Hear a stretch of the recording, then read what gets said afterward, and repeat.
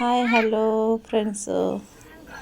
ఈరోజు వీడియో ఏంటంటే మా పిల్లలు ముగ్గురు పిల్లలు మా అమ్మ వాళ్ళ ఇంటికాడ ఎలా ఆడుకుంటున్నారో చూసేసేయండి ఫ్రెండ్స్. కొట్లాడుకుంటూ వచ్చిన బాబుకి చేతి కాలిందంట, వచ్చి నాకు చూపిస్తుండు. ఇంకా మా కోడలు ఆమె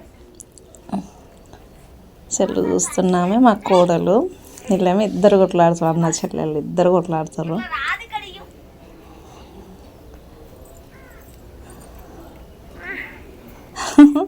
చిన్నారి